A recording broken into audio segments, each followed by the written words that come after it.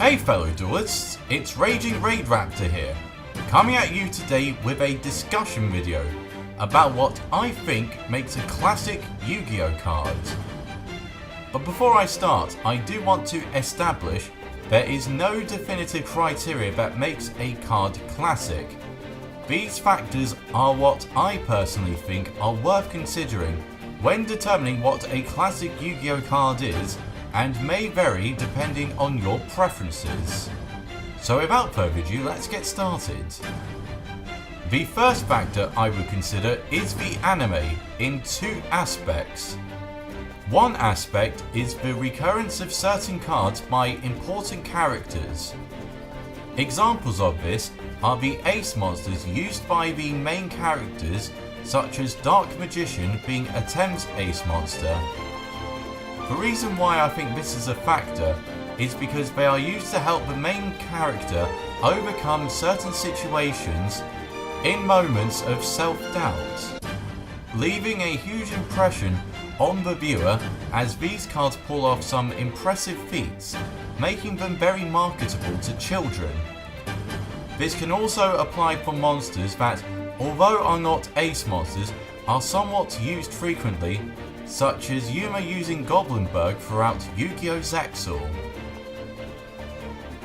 However, the opposite of cards being featured in limited amounts can also be applicable, since they can be extremely memorable as being important during a major character moment and end up being important for overcoming incredible difficult situations.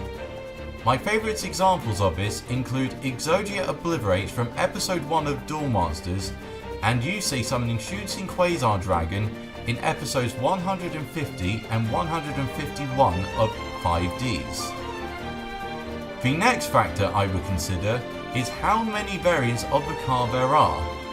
Things I would consider to be different variants are alternative artwork, weaker versions, stronger versions, tune versions, ritual versions, fusion versions, synchro versions, Xyz versions, pendulum monsters, and link variants of certain monsters.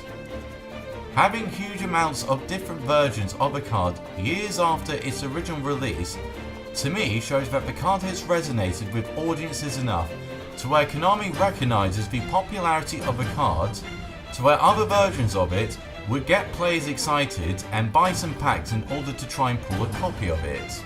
Then it exposes new players that may have not been around during the original card's release, and then maybe they will want to look into where this newer version originated from.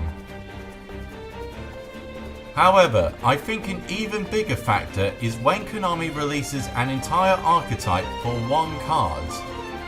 This can come in the form of cards I have previously described, but it can also include trap and spell cards that are designed to work with said card and its different forms to make summoning these cards easier as possible and facilitate the archetype's playstyle, such as Skull Servants receiving cards such as King of the Skull Servants and White Princess. Moving away from the aggressive promotion that Konami forces upon us, let's look in ways that players make this card a classic through the internet, which I will refer to as the meme factor. This will include jokes that the player base has created from the Abridged series and other YouTubers that have become widespread throughout the community. My favourite examples of this are the MST Negate meme, the Celtic Guardian rap from Little Karibo's Jaden vs YuGi video, and after that cubic shit, I am not surprised from Mega Capital G. I just find it incredible that we've been able to make certain cards and archetypes more memorable than what Konami had originally intended to be. When I saw Dark Side of Dimensions in cinema and saw the Celtic Guardian monsters appear, I could not help but instinctively think of the Celtic Guardian rap playing along. Although that cubic shit only became a thing after the movie was released in cinemas over in the UK. Moving away from the dank memes, allow me to discuss the importance of meta play to make a card classic. Yes, we all have defining formats that we either love or hate, or are just meh about. But it's impossible to deny that seeing those cards that defined a format over and over again did not make an impression of you to some capacity. This can range from certain archetypes being more represented than others, or certain cards being easily accessible for most decks and considered being a problem at one point.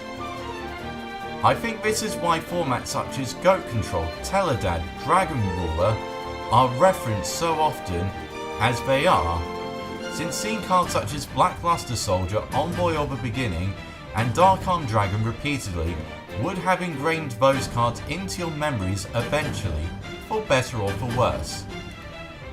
However, I think a bigger factor on whether or not a card will be regarded as a classic is how easily it can be used in other decks for both competitive and casual play, since that does mean that they will be more splashable to benefit older archetypes that have access to them, and as I've said before, the more times you use or face it, the more likely it is to be imprinted into your mind, possibly more so if more players will be able to access them in their decks.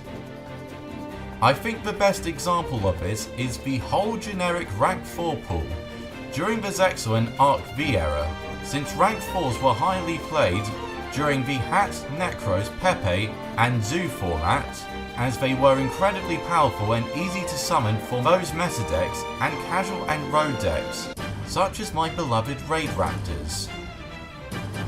Which leads me to the factor of how good the card still is. If it is still considered to be solid on its own merit, even if it is not the best option to combat the meta of the time. Using Divine Knight Dragon Felgram as an example, it was very easy for Blue Eyes players to get over it, since Blue Eyes could destroy it by attacking into it. However, it was an excellent first turn counter against Zodiacs, since they do not have high attack points and use their effects to get over monsters. Moving on to the next topic, I think another aspect to consider is how breaking it was at the time, which I will refer to as the trendsetters. What I mean by this are cards that change how we interact with our cards in ways that we did not consider to be possible before, and are referenced to whenever a newer card is released with a similar effect. Examples of this include Miracle Fusion for allowing you to use monsters in your graveyard as fusion material, Shadow Fusion for allowing you to use monsters in your deck as fusion material, and the Gladiator Beast archetype for allowing you to use Contact Fusion, and the Necros archetype for setting the standard of how consistent and powerful a ritual archetype could be. The next factor I would consider is how many reprints it has.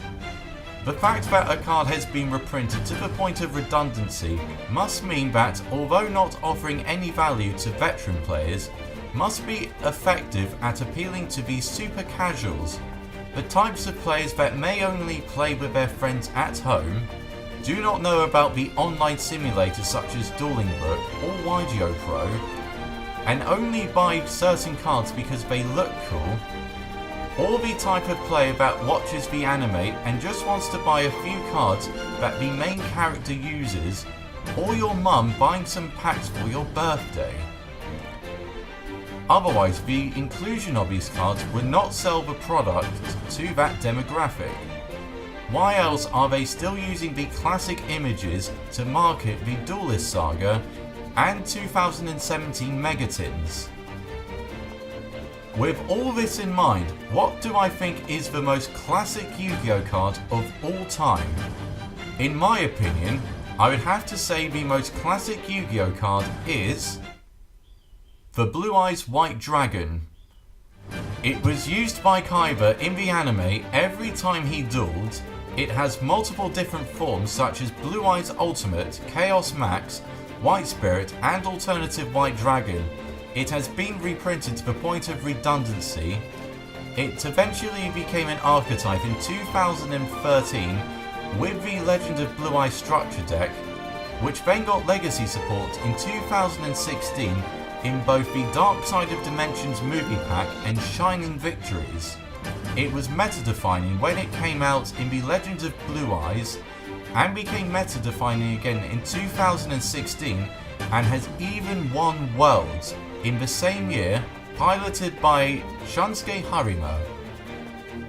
It has started the trend of the main rival's ace monsters having 3000 attack points, and still has the highest number of attack points for any normal monster. I do not think that any other card in the game's history can or ever will reach a higher level of classic status than the Blue Eyes White Dragon. But ultimately, I want to know what you guys think. Do you have your own requirements you consider when deciding what makes a classic Yu-Gi-Oh card? Let me know in the comments section below. If you did enjoy the video, why not give it a like or share it with your friends? It would be greatly appreciated, and it would help the growth of the channel as a whole. I've been RagingRaidRaptor, and I'll see you all again next time.